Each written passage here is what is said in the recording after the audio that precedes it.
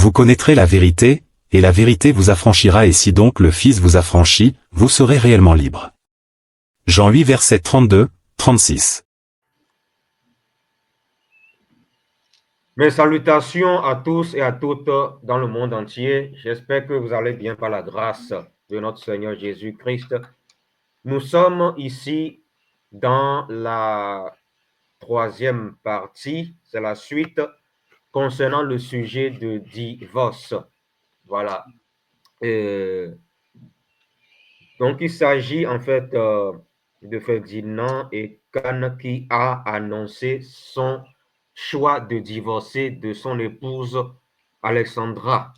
Voilà, et nous sommes là pour examiner les Écritures, pour savoir ce que les Écritures disent au sujet du divorce. C'est la continuité. Amen. Shalom frère, j'espère que tu vas Shalom, bien. shalom, shalom, mon frère. Oui, ça va, le Seigneur fait grâce. Et Amen. merci à tous nos frères et sœurs qui nous suivent de partout. C'est comme vient de dire notre frère Alexandre, nous sommes en train d'examiner selon les Écritures, voilà le sujet des divorces. Nous sommes déjà dans notre troisième partie. Et je nous laisse d'abord regarder la vidéo pendant quelques minutes. Là, on ne va pas prendre plusieurs minutes parce qu'on a déjà regardé et nous allons avancer, mes chers frères et sœurs. Merci. Menacé. J'ai continué à être traité d'un sorcier, d'un méchant, et d'être accusé littéralement que c'est moi qui ai tué la maman de Jemima et que j'ai épousé leur fille pour la vendre aussi dans la sorcellerie. Et je me souviens, une fois, la maman de maman Alexandra a dit à sa tante, à Bangui, que vous aurez la mort de ma fille sur vos consciences parce que vous l'avez envoyée chez un sorcier. Il va la tuer. Bientôt, elle va mourir. Dans ces circonstances, un jour, pendant que maman Alexandra sortait de la douche, j'ai remarqué une anomalie sur elle. Et ça m'a déboussolé. Ça m'a anéanti. Elle a vu comment j'étais anéanti. Je lui ai demandé, mais ça c'est quoi ça? Il m'a dit, non, non, c'est rien tout. Je lui ai dit, non, non, il faut qu'on fasse des examens.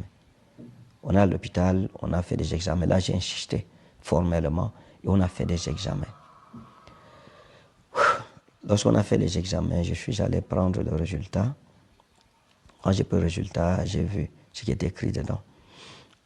J'ai envoyé l'annonce, la nouvelle à sa tante, à Bangui, qui a informé sa mère. Et sa mère, le retour qu'elle a donné, c'était que sa fille n'avait aucun problème. C'est moi qui lui ai donné la maladie ici, comme je l'ai fait avec la maman de Jemima. Je suis en train de vouloir tuer sa fille, comme je l'ai fait pour la maman de Jemima, parce que je suis un sorcier. Je cherchais une autre victime. Je voulais encore verser le sang. Et c'est sa fille que j'ai choisie. Vous aurez la mort de ma fille sur votre conscience. Ça m'a ébranlé. Ça m'a effrayé. Effrayé au point où parfois la nuit, lorsque nous dormions, lorsqu'elle ne bougeait pas longtemps, j'allais la toucher pour qu'elle bouge, pour me rassurer que la fille d'autrui n'est pas morte ici. Quand on a fait les examens, j'ai pris les résultats. Le médecin m'a dit, prophète, cette histoire c'est très compliqué. Il faut une opération imminente et urgente. Parce que la situation est telle que si vous ne prenez pas une mesure immédiate là, vous risquez de vous retrouver dans une situation très compliquée, peut-être plus compliquée encore que la première. Alors quand je suis revenu, j'ai parlé avec maman Alexandra. Je lui ai dit, je ne suis pas du tout content de toi. Je ne suis pas content. Et je lui ai dit ça pendant plusieurs jours. Je lui ai dit, je ne suis pas du tout content de toi.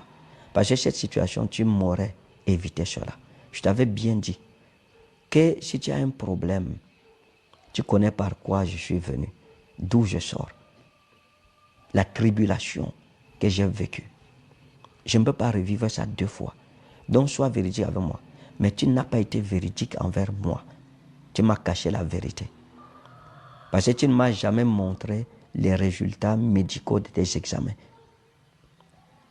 Parce que tu savais que si je voyais un seul de ces résultats, le mariage n'aurait pas eu lieu. Et ça, c'est clair.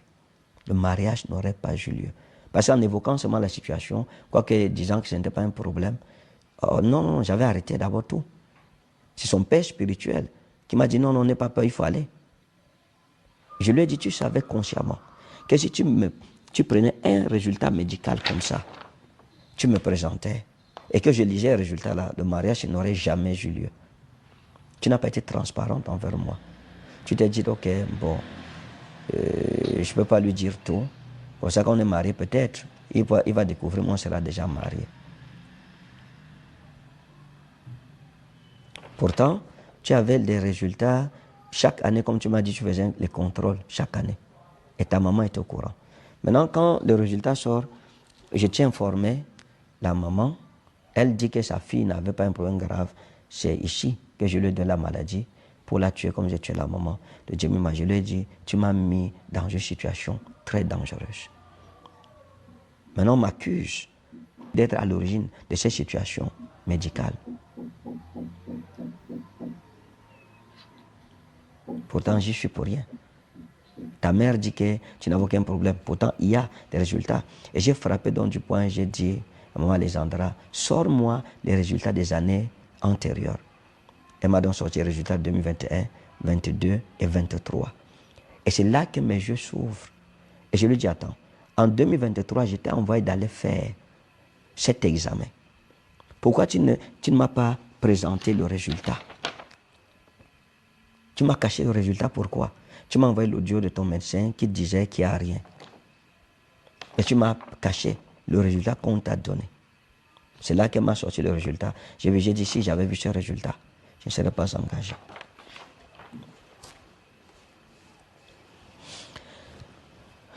Fais une pause, mon frère.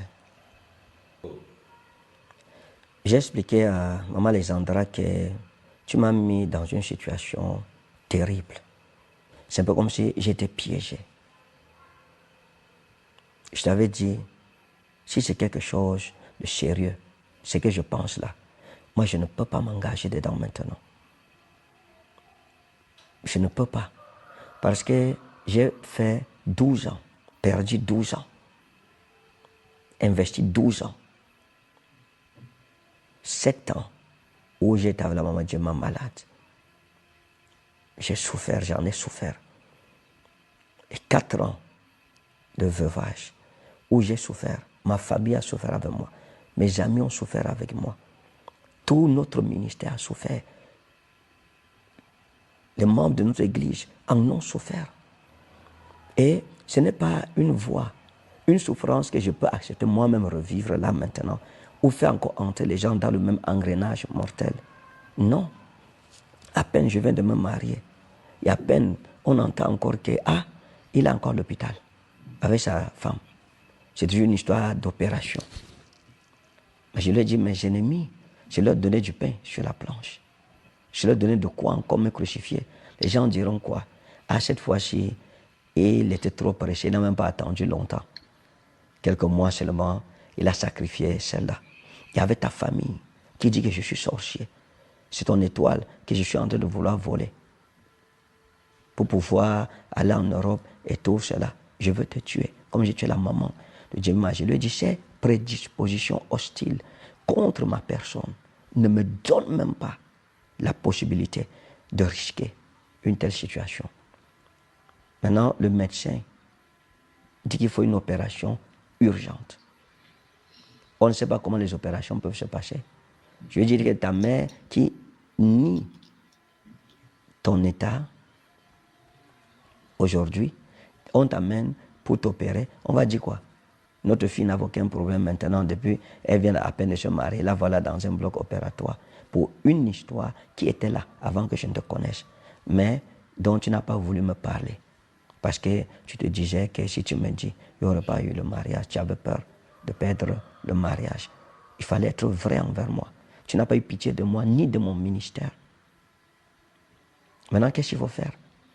Je ne peux pas m'engager, prendre le risque avec des accusations de sorcellerie si violentes venant de ta famille. Ta mère, son grand frère, du côté de ton père, ces personnes qui m'accusent sans me connaître. Je ne peux pas. J'ai une réputation aussi à préserver. J'ai un ministère à préserver. J'ai un cœur à préserver. J'ai une famille aussi à préserver. On va dans de bonnes intentions et après on se retrouve piégé comme un petit rat. Et je lui ai dit, je ne peux pas prendre ce risque. Je ne sais pas, les opérations, les gens sont allés s'opérer pour la dent. Ils sont morts. Si tu m'avais montré ça, c'est qui est sûr, le mariage n'aurait pas eu lieu. Aujourd'hui, j'ai pris du temps pour réfléchir et beaucoup de recul. Au vu de toutes ces accusations de sorcellerie, de toute cette calomnie contre ma personne, quand vous l'avez vu, jusqu'à écrire contre moi, me porter plainte, je suis fiché. Mon nom est écrit là-bas comme un sectaire. En Europe, ça ne blague pas. Et il faut dire que dans cette même lettre, elle a envoyé un extrait d'une confession de sorcellerie pour dire aux autorités françaises, regardez ce qu'il fait. C'est un sorcier. Les choses, on a prié pour un enfant. Vous délivrez l'enfant. Vous tournez ça contre moi, devant des autorités françaises, sachant que les Blancs, les Européens, eux ne connaissent rien de la délivrance. Souvent, l'enfant parle de sorcellerie. C'est mon père qui m'a dit que j'ai tué ma mère et tout. Du coup, là, pour eux, ils vont dire, d'accord, c'est une secte. Ils ne connaissent pas que c'est la délivrance. Vous le connaissez. Mais vous tournez ça contre moi. Une personne qui peut aller faire une telle chose peut me tuer. Je me sens en danger. Je me sens en danger. Ils ne m'ont épargné en rien. Ils n'ont eu compassion de moi en rien. Je n'ai pas posé un acte répréhensif par la loi. J'ai posé une femme en bonne et due forme. Et j'étais accompagné par sa famille. Devant une telle situation maintenant, avec le bilan, le résultat médical qui demande une opération urgente et qu'on dise que c'est moi qui suis la cause de cette maladie parce que je veux l'éliminer, la sacrifier, je ne peux plus faire un pas en avant. J'ai décidé de mettre un terme à notre union pour ne pas avoir à repasser par la vallée où je suis repassé à la maman de Djemima. Pour ne pas... Et voilà, mes chers frères et sœurs, mon frère, nous allons continuer. Voilà, je nous ai dit, à ce qui concerne le divorce, d'abord, quelle que soit l'opinion, quel que soit tout ce qu'on doit parler, il faut que nous sachions que Dieu est contre le divorce, selon Malachie chapitre 2, le verset 16 qu'on vient de lire. Et nous allons, lorsqu'on on a pris Matthieu chapitre 19, le verset 3 jusqu'au verset 10e, on a vu qu'on ne peut pas se divorcer pour quelconque motif. Voilà, c'est pas la maladie, c'est pas la sorcellerie, non. Donc la Bible nous dit que sauf pour l'impudicité, pardon, sauf pour l'infidélité. Je vais prendre ça et nous allons quand même avancer. Nous allons quand même avancer. Nous allons prendre Matthieu chapitre 19. Matthieu chapitre 19, on prend Matthieu chapitre 19 rapidement. Et je crois que nous allons lire le verset 3 jusqu'au verset 11, 10e. Je vous laisse de lire ça si possible. Matthieu 19, verset 19, 3. oui, 3 à 10. Les pharisiens l'abordaient et dirent pour l'éprouver, est-il permis à un homme de répudier sa femme pour un motif quelconque? Il répondit, n'avez-vous pas lu que le Créateur au commencement fit l'homme et la femme et qu'il dit, deux points, c'est pourquoi l'homme quittera son père et sa mère et s'attachera à sa femme et les deux deviendront une seule chair. Ainsi, ils ne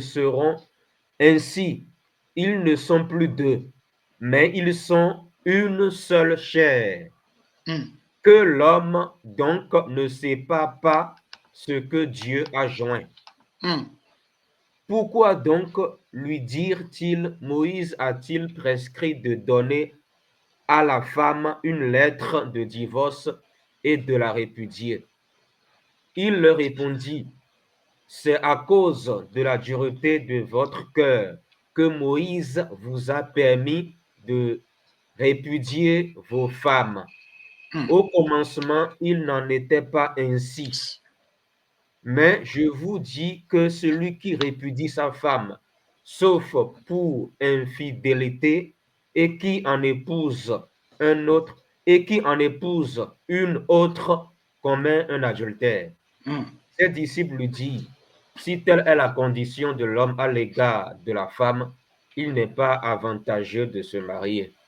Voilà. Donc, nous sommes dans un cas où les pharisiens ont posé la question au Seigneur Jésus, est-ce qu'on peut répudier la femme des motifs quelconques? Jésus a dit non, on ne peut pas. Mais dit, mais Moïse nous avait dit qu'on peut le faire, mais en donnant, voilà, le lettre de divorce. Jésus dit que Moïse a dit ça à cause de la dureté de votre cœur. Et le Seigneur Jésus va dire que, mais je vous dis que celui qui répudie sa femme, sauf pour l'infidélité, c'est là où on s'est arrêté, sauf pour l'infidélité, et qui en épouse un autre, commet l'adultère. Nous avons dit que l'infidélité n'est pas, c'est juste une brèche, mais c'est pas quelque chose voilà, obligatoire, que quand seulement la femme commet l'impudicité, commet l'infidélité, on doit directement, voilà, le chasser. Non. Mais c'est juste une brèche, un moyen, une raison. Mais on peut aussi pardonner la femme. On peut aussi pardonner, c'est ça qu'on a commencé de parler pour la femme, voilà, la femme qu'on a attrapée là dans Jean chapitre 8, la femme adultère. Il est venu, on l'a ramené chez le Seigneur. On a dit que maître, on a trouvé cette femme dans l'adultère, et maître a dit quoi? Parmi vous, celui qui sait qu'il n'a pas encore commis le péché, qu'il soit la première personne à lancer la pierre. Donc c'est juste une possibilité.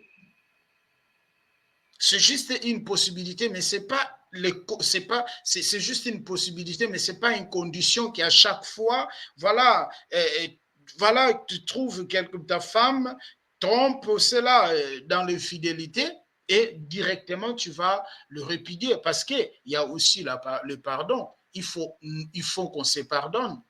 Nous allons prendre Éphésiens chapitre 4, le verset 32. Éphésiens chapitre 4, le verset 32. J'ai parlé rapide parce qu'on a déjà parlé ça dans le premier vidéo.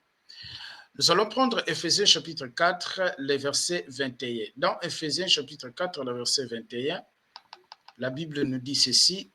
Éphésiens 4, pardon, le verset 32. Écoutez ce que la Bible dit, 32.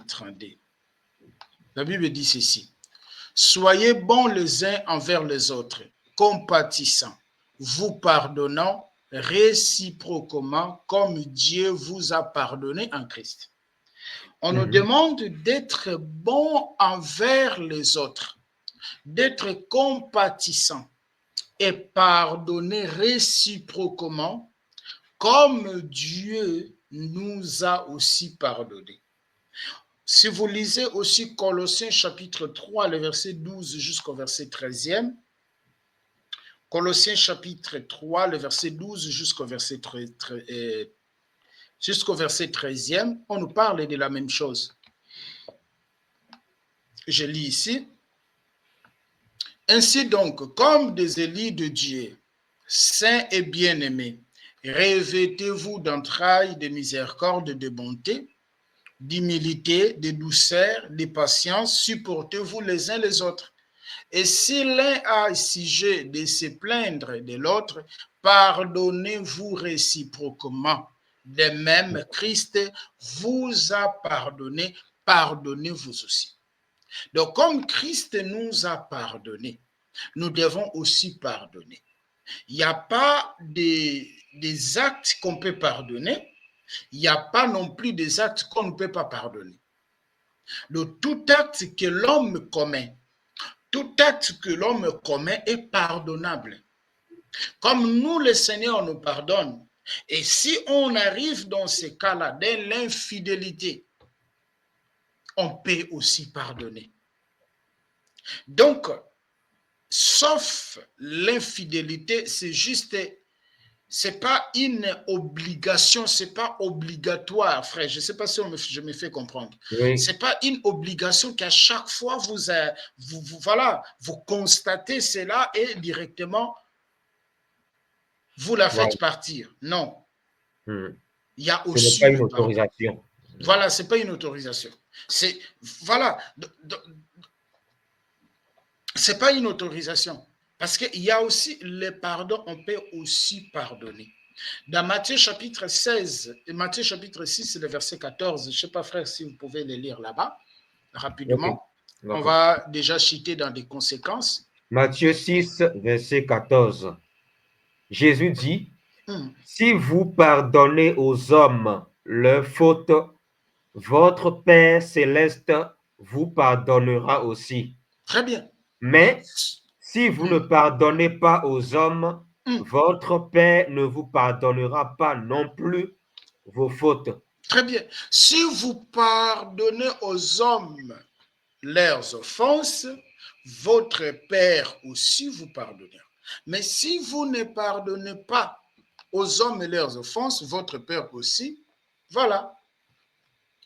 Voilà. Donc, c'est juste une possibilité, mais ce n'est pas obligatoire qu'à chaque fois cela arrive, et alors ce motif de se séparer. Je pense qu'on a compris.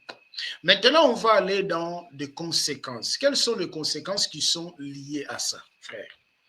Lorsque vous lisez Marc, je suis dans Marc chapitre 10. Marc chapitre 10, les versets 11 jusqu'au verset 12e. Écoutez ce que le Seigneur dit. Il leur dit, celui qui répudie sa femme et qui en épouse un autre commet un adultère à son égard. Et si une femme quitte son mari et en épouse un autre, elle commet un adultère. Donc celui qui se sépare avec sa femme et il va épouser un autre, il commet l'adultère. Et la femme aussi qui est répudiée, qui va l'épouser un autre homme, il commet l'adultère.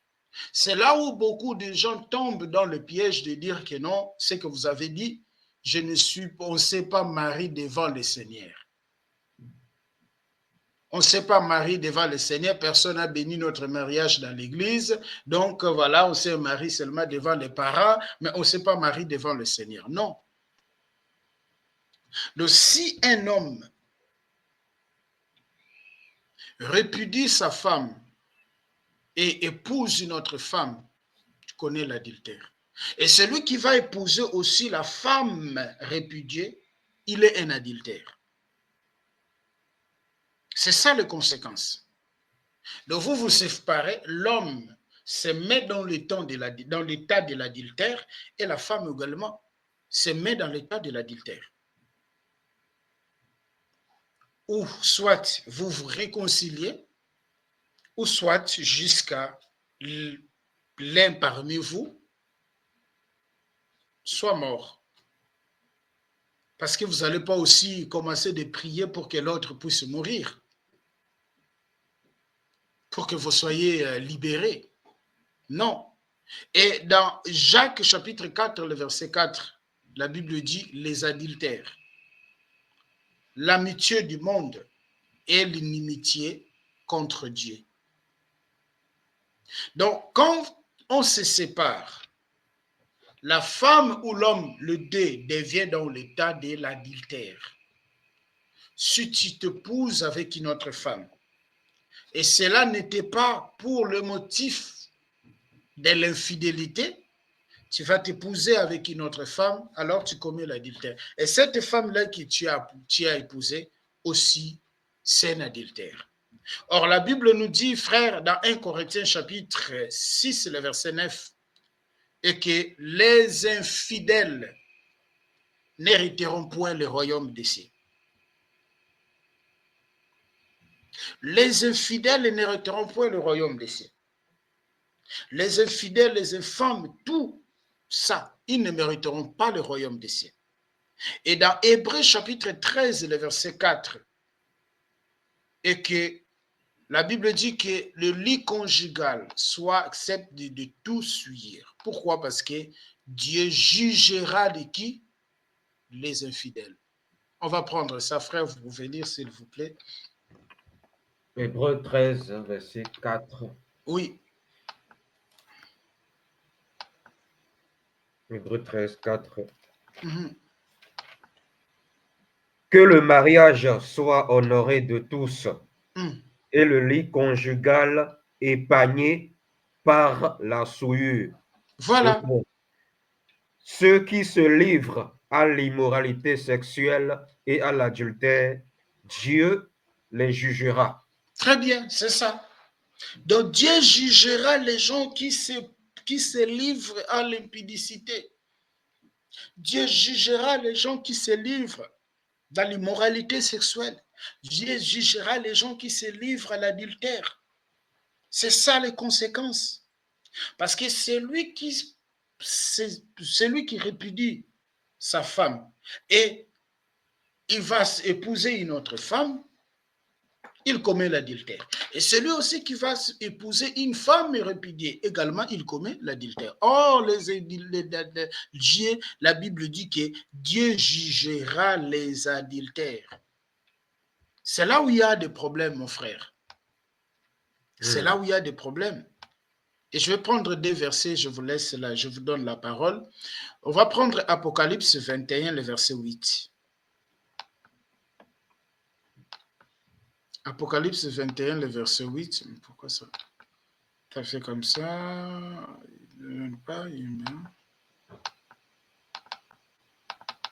Lisez d'abord là-bas dans votre Bible. Peut-être je dois réinitialiser. Je dois redémarrer mon ordinateur. Apocalypse chapitre 21, le verset 8, oui. Quant aux lâches, aux incrédules, aux abominables, aux meurtriers, à ceux qui vivent dans l'immoralité sexuelle, aux sorciers, aux idolâtres et à tous les menteurs, leur part sera dans l'étang ardent de feu et de soufre. Voilà. La seconde mort. Voilà. Voilà, c'est ça les conséquences. On prend le dernier verset dans Apocalypse 22. Dans Apocalypse 22, le verset 15. Apocalypse 22, verset 15. Dehors les chiens, les sorciers, ceux qui vivent dans l'immoralité sexuelle, les meurtriers, les idolâtres et tous ceux qui aiment et pratiquent le mensonge. Voilà les conséquences.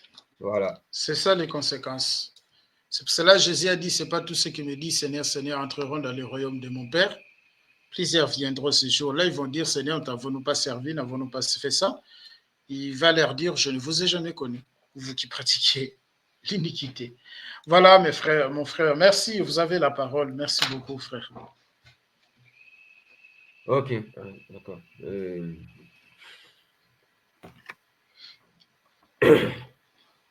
Voilà, et on parlait de... Je voulais prendre un passage dans Matthieu 18. Matthieu 18, le verset... On va lire à partir du verset 15 jusqu'au verset 21-22. 15 et 21,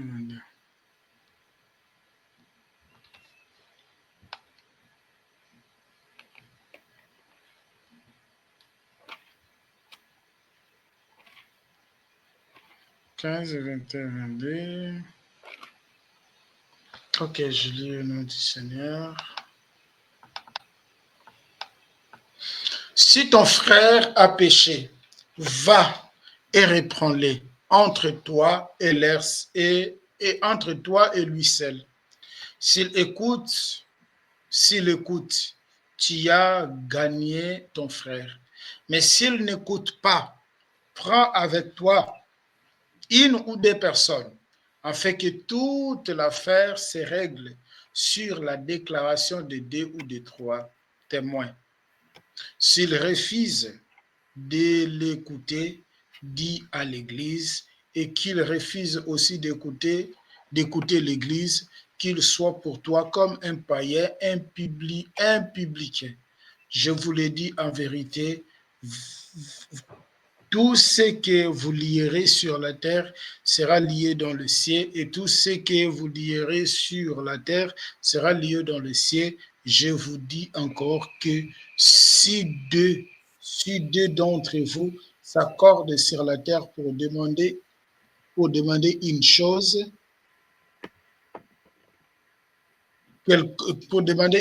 quelconque, et leur sera accordée par mon Père qui est dans le ciel, car là où deux ou trois sont ensemble à mon nom, je suis au milieu d'eux. Alors Pierre s'approcha de lui et dit, Seigneur, combien de fois pardonnerai-je à mon frère lorsqu'il pêche contre moi? Sera-ce qu'à cette fois? Jésus dit, je ne te dis pas jusqu'à cette fois, mais jusqu'à 60 fois 7. Voilà. Donc, en fait, dans Matthieu 18, verset 15, la Bible dit, si ton frère a péché contre toi, va et reprends-le seul à seul. Dans le mariage, ta femme ou ton mari, c'est avant tout ton frère en Christ ou ta soeur en Christ. Voilà. Maintenant, ce n'est pas parce que ton conjoint a péché contre toi que tu vas commencer à le juger en disant, oh, toi tu es un païen, toi tu es un païen, toi tu es un païen, je vais divorcer de toi. Je pensais que tu étais chrétien, je pensais que tu étais chrétienne. La Bible est claire ici, au verset 15. Il dit, si ton frère a péché contre toi. Donc, quelqu'un peut être chrétien réellement aux yeux de Dieu. Ta femme ou ton mari peut être chrétienne ou chrétien aux yeux de Dieu. Même s'il pêche contre toi, tu dois toujours le considérer comme étant chrétien ou chrétienne. C'est pour ça que la Bible dit ici, si ton frère, quand on parle de frère, Jésus a dit quoi? Mon frère, ma soeur, c'est celui qui fait la volonté de Dieu. La volonté de Dieu. Voilà, dans Matthieu 12, là-bas. Voilà. Donc, il peut arriver que le conjoint que tu as épousé soit, malgré qu'il soit chrétien ou chrétienne, elle tombe ou elle pêche contre toi. Mais si elle pêche contre toi, même si c'est pendant des années, si toi tu veux qu'on soit patient envers toi, mais toi aussi à ton tour, il faudrait que tu sois patient aussi envers ton conjoint. Voilà, parce que souvent dans le mariage, dans la chrétienté, les gens ne veulent plus aujourd'hui supporter. Les chrétiens veulent qu'on les supporte, mais eux, ils ne veulent pas supporter l'autre. Ils veulent que leur conjoint les supporte dans leurs défauts, mais eux, à leur tour, ils ne veulent pas supporter les défauts de l'autre. Si ton conjoint a péché contre toi, mais il faut lui le dire, il faut, voilà, asseyez-vous, voilà, dis à ton conjoint ce que tu lui reproches, mais avec respect et douceur, bien sûr. Voilà, il faut reprendre ton frère ou ta soeur, voilà, il faut reprendre ton frère en Christ ou ta soeur en Christ qui est ton conjoint, il faut le reprendre. Si tu penses qu'il a fait quelque chose qui t'a fait mal, voilà, asseyez-vous au salon, voilà, et il faut le faire les reproches, voilà, avec l'amour et la douceur, bien sûr, le respect. La Bible dit, s'il t'écoute, tu as gagné ton frère. Voilà, s'il t'écoute, tu as gagné ton frère. Voilà. Il peut y arriver qu'il t'écoute et qu'il puisse se repentir. Mais s'il ne t'écoute pas, prends avec toi une ou deux personnes afin que toute l'affaire se règle sur la déclaration de 2 ou 3 témoins. Voilà. Si au cas où ça ne va pas, vous dialoguez.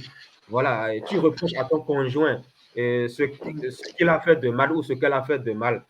S'il y a des embrouilles, ça ne, voilà, si vous n'arrivez pas à vous accorder, bon, prends avec toi deux ou trois personnes. Mais il faut que ça soit des personnes matures. Parce qu'il y a il y a des soi-disant conseillers là. Au lieu d'aider les gens à se réconcilier, ils aident les gens à divorcer. Voilà. C'est pas bon en fait. Afin que toute la prends avec toi deux ou trois personnes afin que toute l'affaire se règle sur la C'est déclaration. règle, oui. Mhm. S'il refuse de les écouter, dis-le à l'église. Voilà. Quand on parle d'église, ce n'est pas tout le monde dans l'église qui est affermi spirituellement. Voilà. Il faut le dire aux gens dans l'église qui sont matures afin que, voilà, ils puissent vous aider en fait. S'ils refusent aussi d'écouter l'église, qu'il soit pour toi comme un païen ou un publicain. Voilà, ce sont les étapes là que les gens doivent mettre en pratique s'ils ont des problèmes dans leur couple. Voilà. Je vous le dis en vérité, tout ce que vous lierez sur la terre sera lié dans le ciel et tout ce que vous délierez sur la terre sera délié dans le ciel. Je vous dis encore, si deux d'entre vous s'accordent sur la terre pour demander une chose, tu peux monter. Oh, non.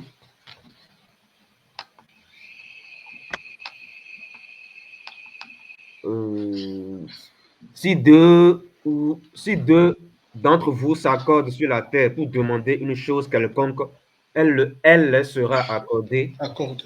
par mon Père qui est dans les cieux. Car Amen. là où deux ou trois sont assemblés en mon nom, je suis au milieu d'eux. Amen. Voilà, c'est important de s'accorder dans un couple pour que, voilà, lorsque vous allez prier ensemble pour régler les problèmes, le Seigneur exauce. Très important.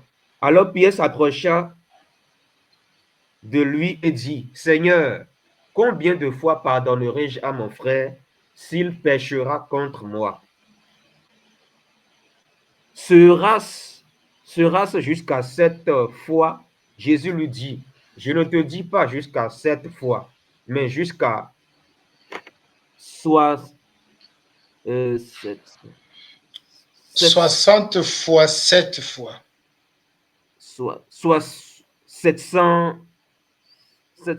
C'est quoi? C'est écrit quoi là? C'est dans ma Bible. Ici, c'est 70 fois 7 fois. Ah, ok, C'est dans ma Bible. 70. Dans ma Bible, c'est écrit, Jésus lui dit, je ne te dis pas jusqu'à 7 fois, mais jusqu'à 70 fois 7 fois. C'est ce qui est écrit dans ma Bible. Oui, 60 fois. Ici, c'est 70. Voilà. Donc, ça veut dire quoi? Ça veut dire que Jésus nous demande, Jésus dit à Pierre et à nous tous que nous devons pardonner tout le temps. Parce que si on fait 70 fois 7 fois, ça fait combien? 490.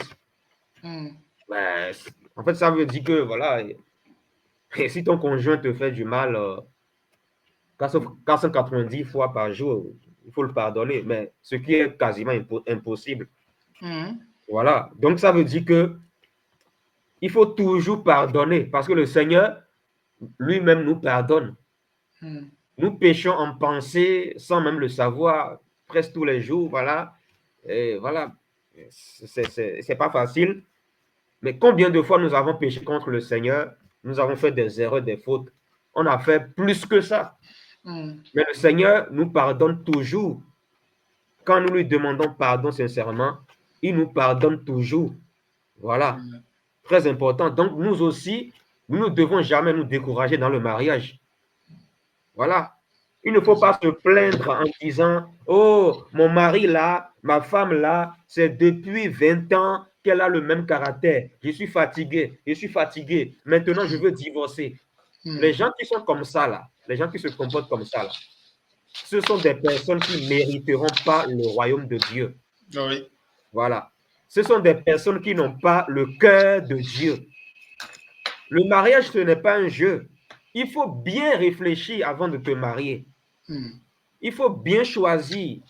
Il faut bien faire le choix du conjoint. Voilà.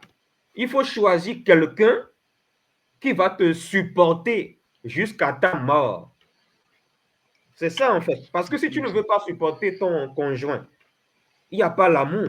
Le véritable amour se manifeste quand tout va très mal. Parce que la Bible dit dans Romains 5, versets 6 à 8, là-bas, Christ est mort pour nous pendant que nous étions encore des pécheurs. Donc, ce qui veut dire que le véritable amour se manifeste quand tout va très mal et non quand tout va bien. C'est bien beau de dire devant tout le monde, chérie, je t'aime, voilà, je t'aime, je t'aime, je t'aime. Les gens qui disent ça souvent, c'est les mêmes qui divorcent après. Les gens ne savent pas ce que c'est que l'amour. La Bible est claire dans 1 Corinthiens 13. C'est verset 8, non, je pense. Oui, 1 Corinthiens 13, verset 7, 8. L'amour supporte tout. Voilà. Donc, avant de se marier, il faut te rassurer que tu es réellement né de nouveau. Parce que le mariage, là, on ne se marie pas pour satisfaire nos propres intérêts, mais on se marie pour supporter l'autre, c'est-à-dire ton conjoint. Tu te maries, tu dois te marier pour servir ton conjoint.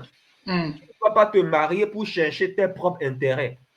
L'une des raisons pour lesquelles il y a trop de divorces aujourd'hui, c'est parce que les gens cherchent leur propre intérêt dans le mariage.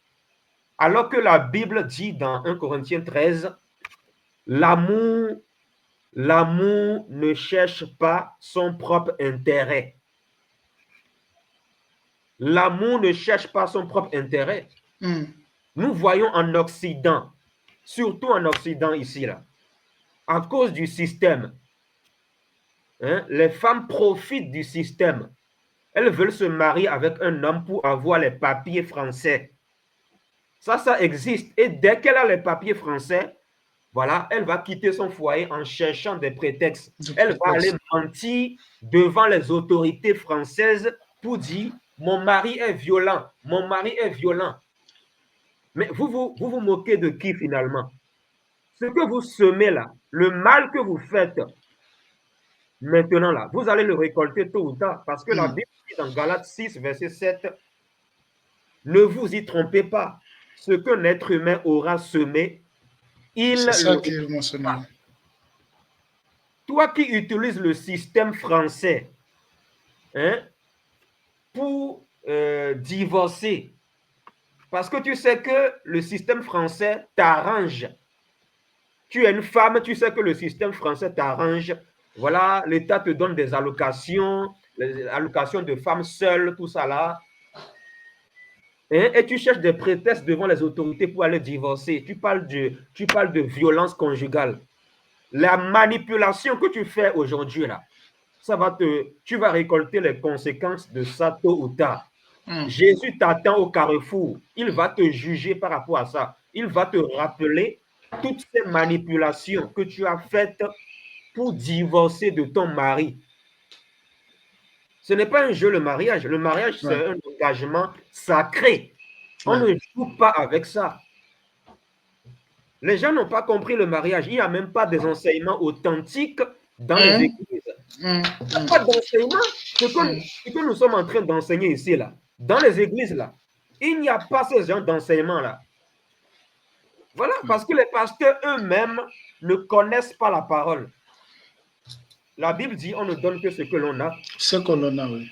Voilà.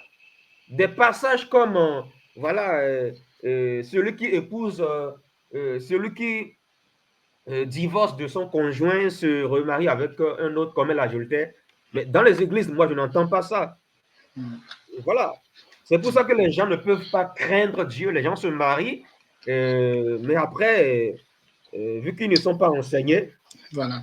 Ils vont dire aujourd'hui, voilà, Dieu m'a dit, c'est toi mon époux, mon mari, et dans 2 ans, ils vont dire le contraire. Oh non, Dieu ne m'a plus dit. Les gens jouent avec le nom du Seigneur. Alors que la parole dit, dans Exode 20, verset 7, celui qui utilisera le nom du Seigneur En à la vain. légère sera puni. Puni. Exode 20, verset 7. Donc, Ouais. arrêtons d'utiliser le nom du Seigneur pour jouer avec. C'est toi qui avais dit avant, Dieu m'a dit que c'est toi mon mari. Tu t'es marié maintenant, quand tu as des problèmes, tu n'arrives plus à supporter les défauts de ton mari, là tu veux divorcer. Mais comment le Dieu qui t'a dit que c'est ton mari ou ta femme hier, comment le même Dieu va aller après se contredire? Si Dieu dit que telle personne est ton mari ou ta femme, c'est que, voilà, c'est ton conjoint jusqu'à la mort, et vous devez rester ensemble. Et même s'il y a des problèmes qui arrivent, vous devez chercher solution. Il faut chercher solution au problème pour éviter le divorce. Le divorce. Mais les gens aujourd'hui ne veulent plus chercher solution. Ils sont là à dire, je suis fatigué, je suis fatigué. Mais est-ce que le Seigneur a dit, si le Seigneur disait la même chose par rapport à tes défauts, quel sera ton sort? Parce que le Seigneur peut se lever aussi, le Seigneur peut se lever et te dire, bon, femme, moi aussi je suis fatigué de tes défauts, je te rejette. Je te rejette. La Bible dit, ce que tu ne veux pas qu'on te fasse, ne le fais pas aux autres. Ne le fais pas aux autres, oui. Si tu ne veux pas que le Seigneur te rejette à cause de tes défauts, toi aussi, tu ne dois pas rejeter ton conjoint à cause de ses défauts. De ses défauts. C'est clair. Si tu ne veux pas que ta femme ou ton mari te rejette à cause de tes défauts, si tu ne veux pas que ton mari ou ta femme divorce pardon, excusez-moi. Si tu ne veux pas que les gens divorcent de toi, toi aussi ne divorce pas des autres en fait. Des autres, oui. Voilà. J'aimerais qu'on aille dans un passage, Juge chapitre 2, le verset 1 à 2.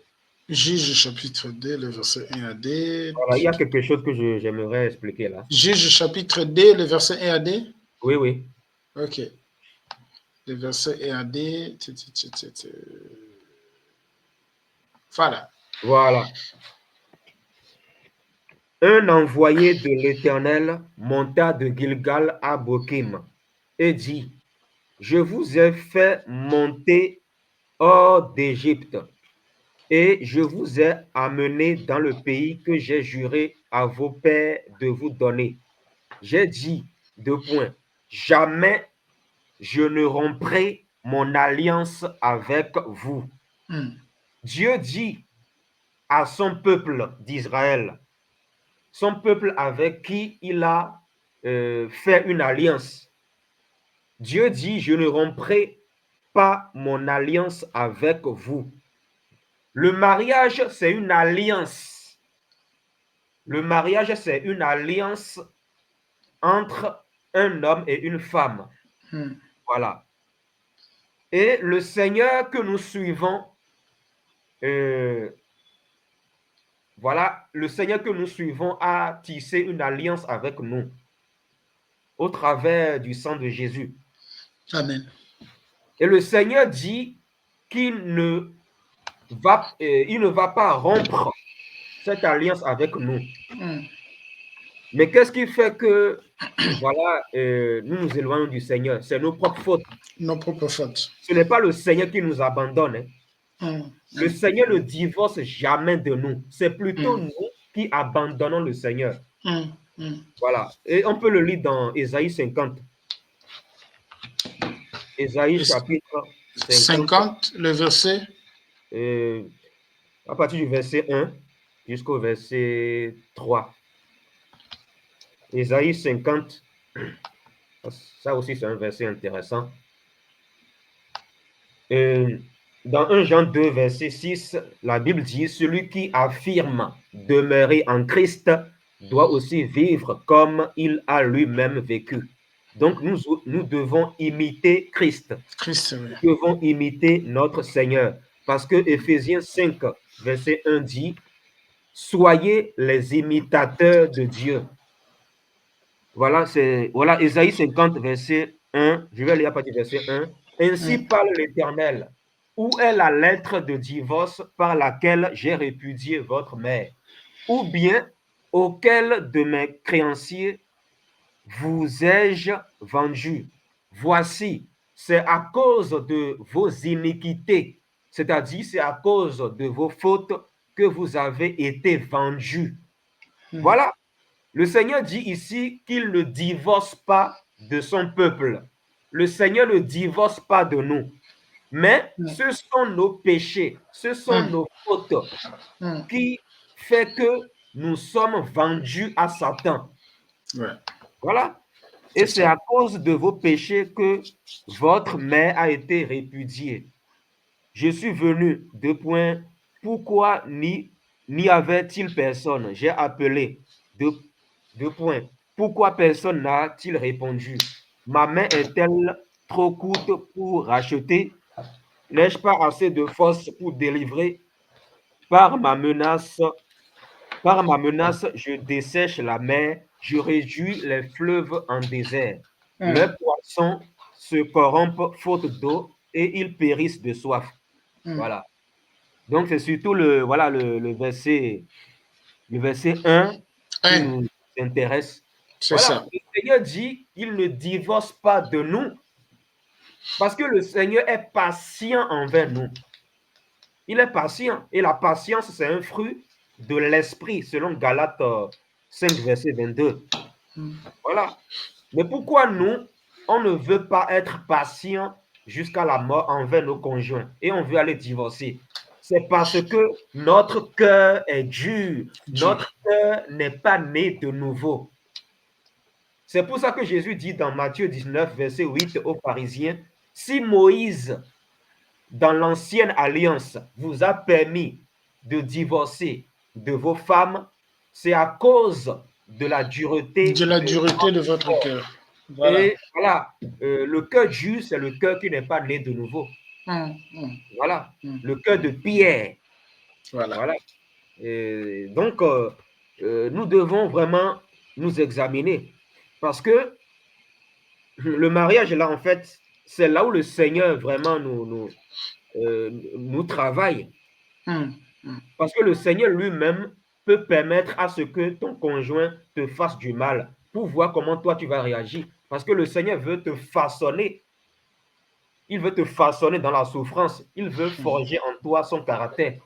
C'est-à-dire le caractère du Fils de Dieu doit être forgé en nous. Voilà.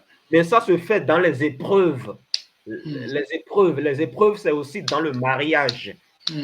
Mais si toi, tu veux aller divorcer parce que tu aimes la facilité, mais ça, c'est de l'adultère. Exact. Voilà, c'est de l'adultère, en fait. Donc, il y a des gens qui divorcent, mais ils ne se remarient pas, ils restent seuls. Bon, ça aussi, c'est pas bon, parce que quand tu divorces, là, tu es en train de faire souffrir ton conjoint qui ne veut pas divorcer. Ce n'est pas ça l'amour. Ce n'est pas ça l'amour. Voilà, ça c'est la vengeance. L'amour supporte tout, l'amour voilà. est patient, l'amour 1 Corinthiens 13. Voilà, c'est ça en fait. Il y a des gens dans ce monde, moi j'ai entendu des histoires vraies où l'homme s'est suicidé parce que sa femme a divorcé de lui. L'homme ne voulait pas divorcer. Mais sa femme, voilà, vu qu'on est en Occident ici, sa femme est allée divorcer, voilà, et ça fait souffrir l'homme jusqu'à ce que l'homme, il s'est suicidé. C'est grave. Maintenant, toi, femme chrétienne, tu te dis chrétienne et tu te comportes comme ça, là. Tu fais souffrir ton mari au travers du divorce. Si cet homme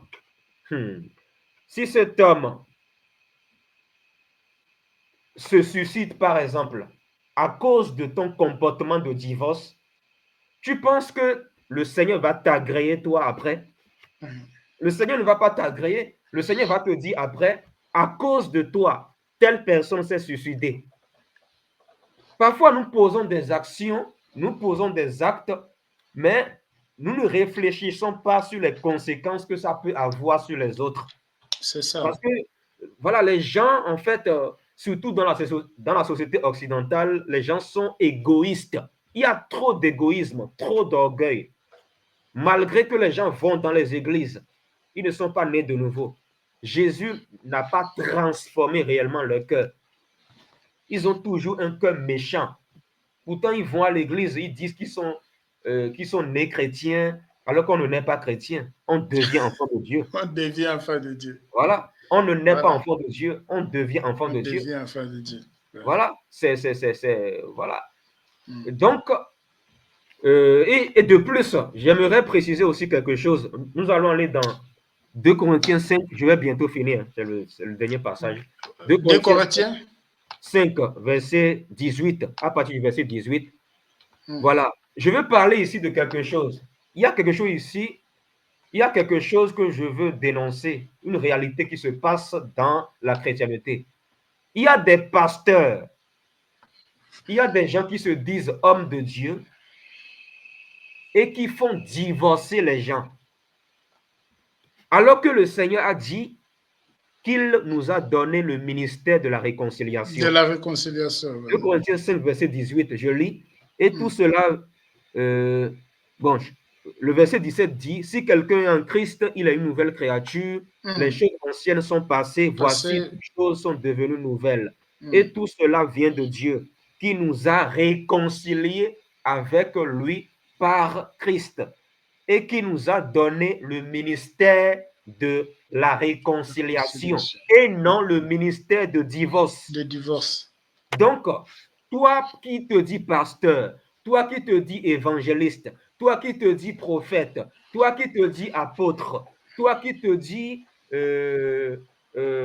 prophète et qui fait divorcer les gens sous prétexte qu'il y a tel ou tel problème dans leur couple, sache que tu vas rendre compte au Seigneur tôt ou tard. Tu seras jugé par rapport à ton mauvais comportement. Un vrai homme de Dieu ne peut jamais conseiller quelqu'un de divorcer de son conjoint. Jamais. Il y a des pasteurs, voilà, il y a des pasteurs qui aident les gens à divorcer. C'est-à-dire, il y a des pasteurs qui vont dire, par exemple, à telle sœur, il faut que tu divorces de ton mari parce que ton mari ne veut pas changer. Et est-ce que le Seigneur t'a donné le ministère de divorce? Le Seigneur dit ici dans sa parole, c'est écrit devant vous, Dieu nous a donné le ministère de la réconciliation. Donc, peu importe le problème dans les couples, tu dois aider ces couples à se réconcilier. Tu dois aider ces couples à trouver solution à leurs problèmes. Même si ces problèmes durent depuis 50 ans, 70 ans, peu importe le nombre d'années, nous devons avoir le cœur du Seigneur pour supporter.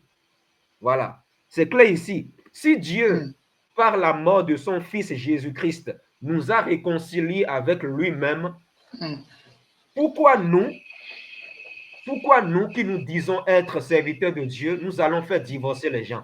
C'est que nous ne servons pas le vrai Dieu, nous servons le diable. Nous servons Satan. Voilà. Donc, il faut que les gens se répandent. Voilà. Il faut que les gens se répandent. Donc, toi qui te dis homme de Dieu, c'est écrit ici que si tu es vraiment serviteur de Dieu, Dieu t'a donné le ministère de la réconciliation et non le ministère pour diviser les gens. C'est clair ici. Donc, voilà. Donc, parallèlement par rapport à ça, femme chrétienne, homme chrétien, si ton conjoint t'a fait du mal, il faut pardonner. Et le pardon, c'est quoi? Le pardon, c'est le vrai pardon. Parce que quand Dieu pardonne, il oublie. Selon Michée 7, verset 18, Dieu pardonne en oubliant. Voilà. Bon, j'avais déjà fait un enseignement sur le pardon, ça fait longtemps sur ma chaîne. J'ai développé beaucoup de choses. Le pardon, en fait, il faut que ça soit le vrai pardon.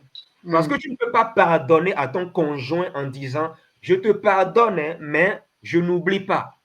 C'est que tu n'as pas pardonné.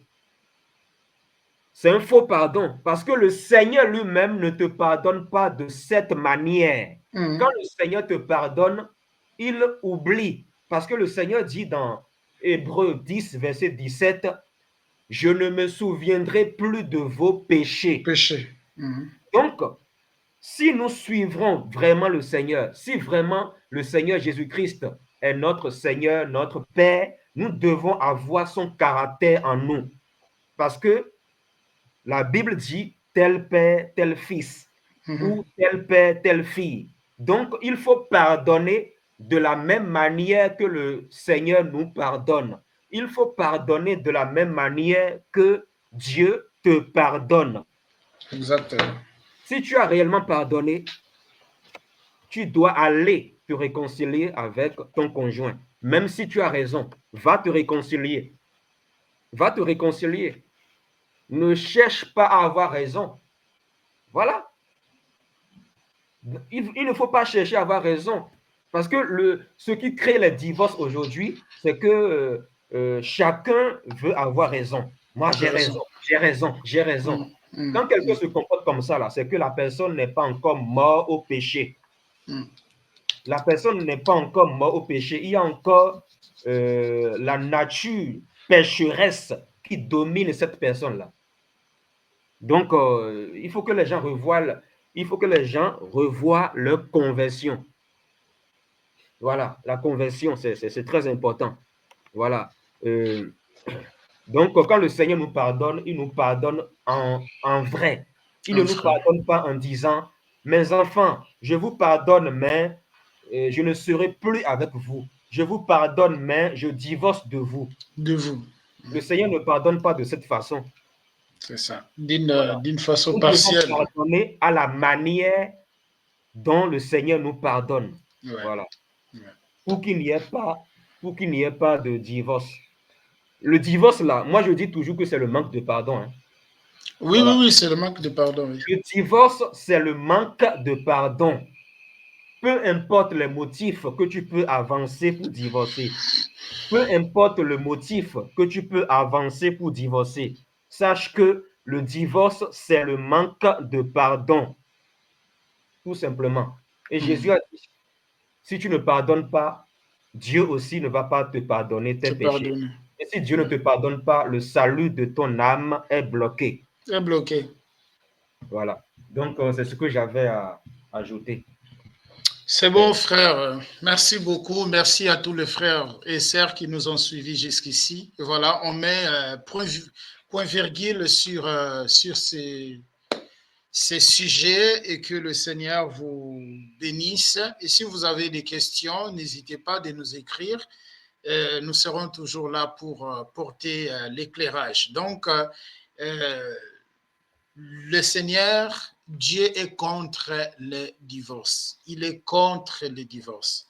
On a développé plusieurs points avec vous dans la première vidéo ainsi que la deuxième vidéo et vous allez regarder et tirer vous-même des conclusions. Donc, nous sommes arrivés à la fin et j'aimerais qu'on puisse prier, remercier le Seigneur pour la force et tout ce qu'il fait au milieu de nous et que ce message puisse trouver des places dans notre cœur. Nous prions. Seigneur, merci pour l'opportunité. Merci, Seigneur, surtout ce que tu fais jour après jour. Nous laissons toutes les choses entre tes mains, Yahweh. C'est toi qui es capable, Seigneur. La Bible dit, Seigneur, et que ta parole, Seigneur, c'est un marteau qui brise les rocs. Seigneur, tu connais le cœur de tout et chacun. Tu connais le cœur de tout et chacun, Seigneur. On désire tous, on a besoin, Yahweh, de la circoncision du cœur. Seigneur, en fait que cette parole trouve de place dans nos cœurs, Seigneur. En fait que, Yahweh, on ne tombe pas dans le piège de l'ennemi. Bénis mon frère, bénis ma sœur qui a eu l'opportunité, même tous ceux qui auront l'opportunité de nous suivre après, que ta grâce, que ta miséricorde soit à leur partage, parce que tu es notre Père, au nom puissant de notre Seigneur Jésus-Christ de Nazareth, Yehoshua, nous disons Amen. Amen. Amen. Amen. Merci, merci, merci à tous. Que le Seigneur vous bénisse. Frère, ne quittez pas, s'il te plaît. Merci. D'accord. Likez la vidéo si elle vous plaît, et si vous êtes nouveau sur la chaîne, n'oubliez pas de vous abonner et d'activer la cloche de notification afin de ne rater aucune de nos vidéos.